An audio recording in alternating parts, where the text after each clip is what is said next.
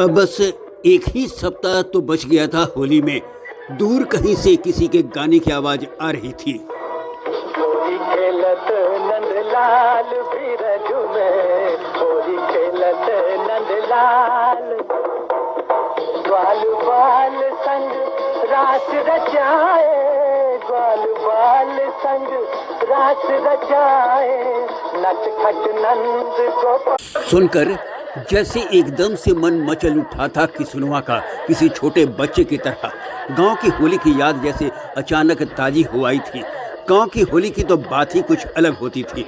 फागुन के महीने में तो आदमी जैसे बिल्कुल बौरा सा जाता था। वहाँ सबसे हंसी, सबसे ठिठोली।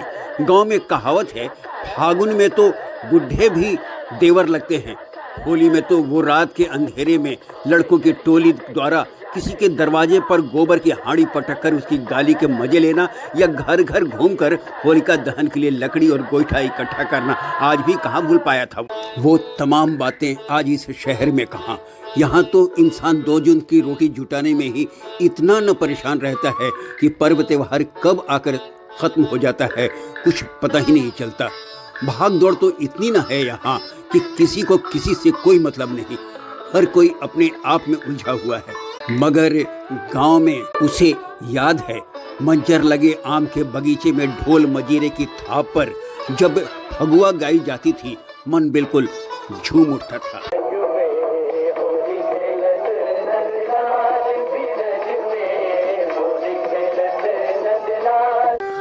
आज तो किसनुआ का जी चाहता था कि सब कुछ छोड़ वो फिर से गांव लौट जाए। मगर लौटे तो भला क्या मुंह लेकर? जब लोग पूछेंगे कि गांव छोड़कर शहर गए थे कमाने, कितना कमाया, तो क्या जवाब देगा? आज किशनुआ का हाथ सचमुच बिल्कुल तंग हो गया है। एक एक पैसे के मोहताज हो गए थे वे लोग। उस पर पर्व त्योहार खुद तो किसी तरह जैसे तैसे मन मार लेगा, मगर बेटे नन्हे में कहाँ इतनी समझ है। कैसे रह पाएगा वो बिन कपड़े लत्ते के? अब आज ही तो पड़ोस के मिश्रा जी के बच्चों को नए कपड़े पहने देख भागता सा लौटा था नन्हे, और सीधे बाप से पूछ बैठा, बाबूजी, हम लोगों का नया कपड़ा कब बनेगा? बनेगा बेटा, किसी तरह संक्षिप्त सा जवाब दे पाया था किसनुआ, मानो बात टालने की कोशिश कर रहा हो। मगर अपनी बीवी चंपोवा से छुपा न पाया था अपने दर्द को। जब उसने पूछा, क्यों जी, पैसे की कोई व्यवस्था न हो पाई क्या? व्यवस्था हो गई होती तो क्या तुम्हें जानकारी नहीं होती? जवाब देने के बजाय उल्टे पूछ बैठा था किसनुआ, सब तुम्हारे कारण हुआ। न गांव छोड़कर शहर में रहने की जिद कर दी, और न ये सब देखना होता। इतने दिनों में गांव की जिंदगी में ऐसी नौबत कभी न आई थी। पति के तीखे जवाब को सुनकर चुपचाप वहां से हट गई थी चंपवा। चंपवा जिसके प्रेम में कभी पागल था किसनुआ, उसे अभी याद है 5 वर्ष पहले ऐसी ही एक होली में उसकी मुलाकात हुई थी चंपवा से। चंपवा उसके गांव की मुंदरी भौजी की सबसे छोटी बहन। दोनों बहनें ऐसी न हमशक्ल थीं कि चंपुआ को ही मुंदरी भौजी समझ रंग गुलाल लगा दिए थे उसने। जब सच्चाई सामने आई, एकदम से झेप गया था किसनुआ और तुरंत अपने घर लौट आया था।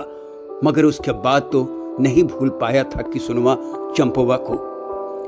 कभी कुएं से पानी भरते, कभी भोला बाबा के मंदिर से पूजा करके लौटते चंपोवा को टुकुर टुकुर देखता रह जाता था किसनुआ। चंपोवा भी मुख से तो कुछ कह न पाती थी, मगर किसनुआ को देख उसकी आंखें झुक जाती थी।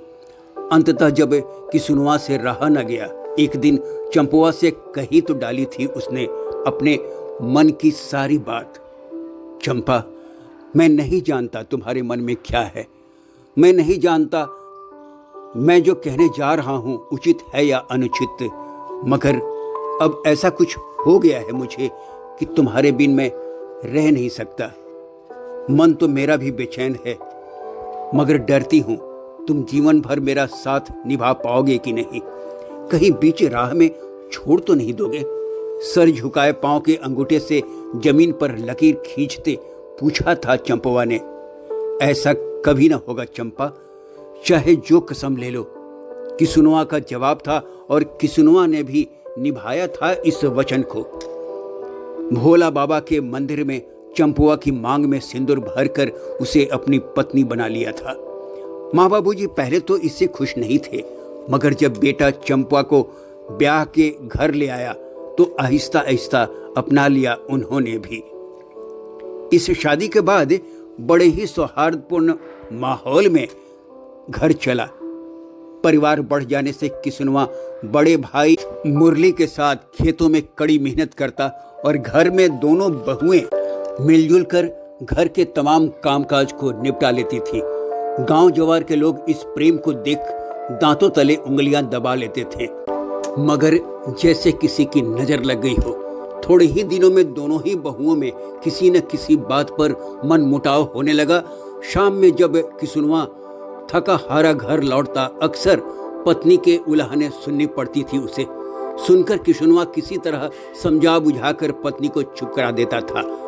दरअसल शुरू से शहरी जीवन की आदि चंपुआ गांव की जिंदगी से ऊब सी गई थी। नन्हे के जन्म के बाद तो गांव का एक एक दिन जैसे पहाड़ सा लगने लगा था उसे। पति को समझाती अब पहले वाली बात रह नहीं गई है। अगर बेटे की जिंदगी संवारनी हो तो शहर में रहना जरूरी है, वरना गांव के दूसरे लोगों की तरह इसे भी खेती गृहस्थी में लगना पड़ेगा, भैंस चराना होगा। पत्नी की बात अनुचित नहीं लगी थी किसुनवा को, मगर घर परिवार, माँ बाबूजी, भैया भाभी का मोह कुछ ऐसा था कि गांव छोड़ शहर में बस जाना इतना आसान नहीं था उसके लिए। समस्या ये भी थी कि जब तक कोई अवलंब न हो शहर में, कहाँ जाएगा किसुनवा, रोजी रोटी का जुगाड़ कहाँ से होगा। मगर एक दिन चंपुआ के एक दूर के भाई किसुनवा के घर क्या आए। उन्होंने शहरी जीवन का ऐसा सब्जबाग दिखाया कि किसुनवा ने न आगे देखा न पीछे और गांव छोड़ शहर में बस जाने का निर्णय ले लिया। किसुनवा के गांव छोड़ने के बाद जिसने भी सुनी अवाक था। माँ बाबूजी का तो मन नहीं मान रहा था। लाख समझाया उन्होंने, मगर किसुनवा के ऊपर तो जैसे भूत सवार था। किसी की भी ना सुनी उसने। बस एक ही जवाब था उसका, अब गांव में तो मैं घुट घुट कर रह नहीं सकता, मुझे कमाना है, जिंदगी बनानी है मुझे। आखिरकार किसुनवा ने पत्नी और बेटे के साथ गांव छोड़ दिया। सभी देखते रह गए, कोई न रोक पाया। शहरी जीवन कुछ दिन तो अच्छा लगा, मगर आहिस्ता आहिस्ता जब यथार्थ सामने आने लगा तो किसुनवा को आभास हुआ खुशियाँ गांव में होती हैं, शहर में नहीं। घुटन शहरों में ही है, गांव में नहीं। सुबह से रात तक कठिन परिश्रम करता किसुनवा, तब कहीं जाकर 2 जून की रोटी नसीब हो पाती थी। ऐसे में कोई क्या कमाए और क्या बचाए। जिंदगी जैसे बिल्कुल पहाड़ सी महसूस होने लगी थी। गांव में जो भी कमाई होती थी सम्मिलित रूप से घर में आ जाती थी और सभी मिलजुल कर खाते पीते थे। यहाँ तो अपना ही घर चलाना मुश्किल हो गया था, मगर अब तो वो चाहकर भी कुछ नहीं कर सकता था, सिवाय खाली हाथ मलते रहने के कोई दूसरा विकल्प नहीं था उसके समक्ष। सोचा सब कुछ छोड़ फिर से गांव लौट जाए, मगर पाँव जैसे ठिठक से जाते थे उसके। अब इतना आसान नहीं था गांव लौट पाना। लोग पूछेंगे तो क्या जवाब देगा? लोग उपहास नहीं करेंगे क्या? न जाने कब तक खाट पर लेटे यही सब कुछ सोचता रह गया था किसुनवा। सोचते सोचते जैसे सर चकराने लगा था उसका। इसी में नींद कब आ गई कुछ पता न चला।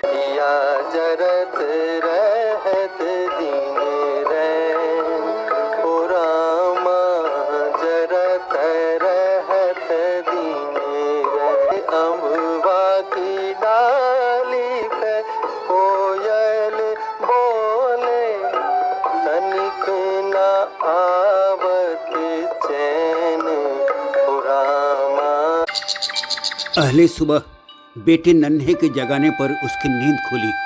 बाबूजी उठिए, दादाजी आए हैं। हड़बड़ा कर उठा किसुनवा। बाबूजी को देख आश्चर्यचकित हो बोल उठा, बाबूजी आप? हाँ, जी नहीं लग रहा था पोते को देखे बिना। नन्हे के सर पर हाथ फेरते कहा बाबूजी ने, और ये क्या, इसीलिए आए थे गांव छोड़कर?